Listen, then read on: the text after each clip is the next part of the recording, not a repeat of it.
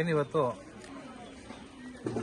Doctor Nagaraj ಅವರು ಸುಮಾರು ನಾನು ಕಂಡಂತ ಮಟ್ಟಿಗೆ ಒಂದು 15 ವರ್ಷದಿಂದ ಹಲವಾರು ಕನ್ನಡ ಪರ ಹೋರಾಟಗಳು, ಹಲವಾರು ರಾಜಕೀಯದ ಪಕ್ಷಗಳು ತೊಡಗುವಂಥದ್ದು, ನಮಗೆ ಕನ್ನಡ ಪರ ಹೋರಾಟ ಮತ್ತು ರಾಜಕೀಯ ಎರಡೂ ಬಿಟ್ಟು ಒಂದು ವೈಯಕ್ತಿಕವಾಗಿ ಹಲವಾರು ಜನಗಳಿಗೆ ಈ ಡಾಕ್ಟರ್ ಆಗಿದ್ರು, ಈ ಡಾಕ್ಟ್ರಲ್ಲಿ ಯಾರಿಗಾರು ಹಣ ಇಲ್ಲ ಅಂದಾಗ, ಇದಿಲ್ಲ ಅಂದಾಗ ಸೇವೆ ಮಾಡುವಂಥದ್ದು, ಯಾರು ಎಲ್ಲರೂ ಸೇವೆ ಮಾಡುವಂಥದ್ದು, ಹಂಗೆ ಸಾರ್ವಜನಿಕವಾಗಿ ಹಲವಾರು ಸೇವೆ ಮಾಡ್ಕೊಂಡು ಬಂದಿದ್ದಾರೆ. ಅದಲ್ಲದೆ ನಮ್ಮ ಕಸ್ತೂರಿ ಕರ್ನಾಟಕ ಜನಪರ ವೇದಿಕೆಗೆ ಸುಮಾರು ಒಂದು 2011ರಲ್ಲಿ ನಮ್ಮ ಜನಪರ ವೇದಿಕೆಗೆ ಬಂದಂತ ಒಂದು ವೈದ್ಯಕೀಯ ಘಟಕ ರಾಜ್ಯಾಧ್ಯಕ್ಷ ಆಗಿ ನಮ್ಮ ಸಂಘಟನೆಗೆ ಬಂದವರು. ಇಲ್ಲಿವರೆಗೂ ಒಂದು 15 ವರ್ಷಗಳ ಕಾಲ ಸಂಘಟನೆಗೆ ಈ ಭಾಗದಲ್ಲಿ, ಕೋಲಾರ ಭಾಗದಲ್ಲಿ ಹಲವಾರು ಹೋರಾಟಗಳಿಗೆ ಬೆನ್ನೆಲುಬಾಗಿ ನಿಂತಂತವ್ರು.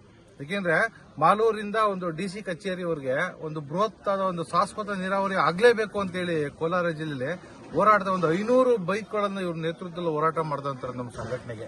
ಹಾಗೆ ಒಂದು ನಮ್ಮ ಡಿ ಕೆ ರವಿ ಅವರು ತಿರುವಂತ ಸಂದರ್ಭದಲ್ಲಿ ಅವ್ರಿಗೆ ಎಲ್ಲಿ ಇಲ್ಲ ಅನ್ಯಾಯ ಆಗಿದೆ, ಒಂದು ನ್ಯಾಯಯುತವಾದ ತನಿಖೆ ಆಗ್ತಾ ಇಲ್ಲ ಅಂತ ಸಂದರ್ಭದಲ್ಲಿ ಆಮೇಲೆ ಈ ಕೋಲಾರ ಜಿಲ್ಲೆ ಎಲ್ಲೂ ಒಂದು ಅವ್ರ ಪ್ರತಿಮೆ ಮಾಡಿದ್ರು. ಈ ಕೋಲಾರ ಜಿಲ್ಲೆಗೆ ಅಷ್ಟು ಡಿಸಿ ಆಗಿ ಅಷ್ಟು ಒಂದು ಜನಗೆ ಸೇವೆ ಮಾಡಿದ್ರು ಅವರು, ಯಾರು ಡಿಸಿ.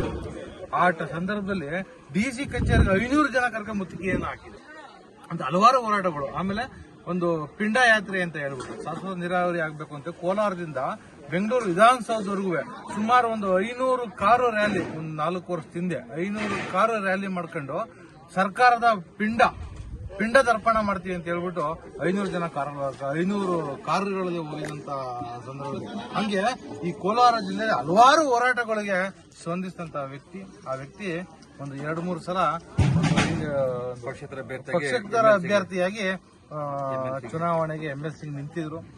ಆದ್ರೆ ಜನ ಕೈ ಹಿಡಿದಿಲ್ಲ. ಯಾಕೆಂದ್ರೆ ಅದು ಶಿಕ್ಷಕರುಗಳನ್ನ ಎಲ್ಲರೂ ಚೆನ್ನಾಗಿ ನೋಡ್ಕೊಂಡಿದ್ದಾರೆ ಅವರು.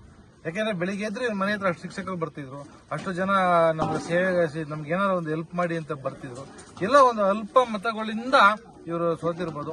ಇವರು JDU ಇಂದ ಒಂದು ಇನ್ನ ಎಲೆಕ್ಷನ್ ಇಂದ ಒಂದೂವರೆ ವರ್ಷ ಇದೆ, ಕೆಲಸ ಮಾಡ್ತಿದ್ದಾರೆ. ಆ ಕೆಲಸಕ್ಕೆ ಹಲವಾರು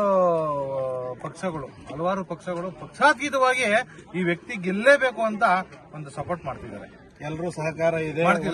ನಮ್ಮ ಕರ್ನಾಟಕ ಜನಪರ ವೇದಿಕೆ ಮತ್ತೆ ಹಲವಾರು KRS ಪಕ್ಷ, ಎಲ್ಲಾ ಪಕ್ಷಗಳು ವೈಯಕ್ತಿಕವಾಗಿ ನಮ್ಮ ನಾಗರಾಜ್ ಅವ್ರು ಗೆಲ್ಲಬೇಕು ಅಂತ ಮಾಡ್ತಿದ್ದಾರೆ.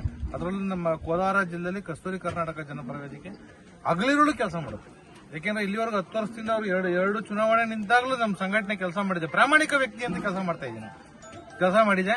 ಆ ಮುಂದಕ್ಕೂ ಈ ಚುನಾವಣೆಗೆ ಇಡೀ ಕರ್ನಾಟಕ ಜನಪರ ವೇದಿಕೆ ರಾಜ್ಯದಲ್ಲಿರುವಂತ ಎಲ್ಲಾ ಕಾರ್ಯಕರ್ತರುಗಳು ಸಪೋರ್ಟ್ ಮಾಡ್ತಾರೆ. ಮತ್ತೆ ಬಂದು ಇವ್ರ ಪರವಾಗಿ ನಾವು ಕ್ಯಾನ್ವಾಸ್ ಮಾಡ್ಲಿಕ್ಕೆ ರೆಡಿ ಇದ್ದೇವೆ. ಈ ಸಲ ಏನಾರು ಮಾಡಿ ನಮ್ಮ ಡಾಕ್ಟರ್ನ MLC ಮಾಡಿ ವಿಧಾನಸೌಧ ಕಳಿಸಬೇಕು ಅನ್ನೋದೇ ನಮ್ಮೆಲ್ಲ ಜನಪರ ವೇದಿಕೆ ಮತ್ತೆ ಎಲ್ಲರ ಈ ಕೋಲಾರ ಜಿಲ್ಲೆ ಎಲ್ಲ ಜನರ ಆಸೆ.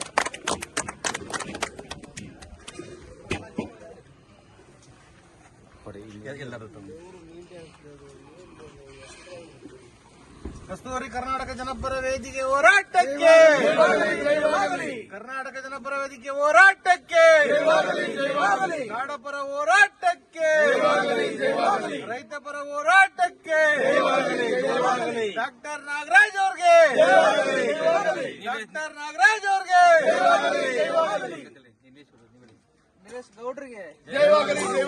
ನಿಲೇಶ್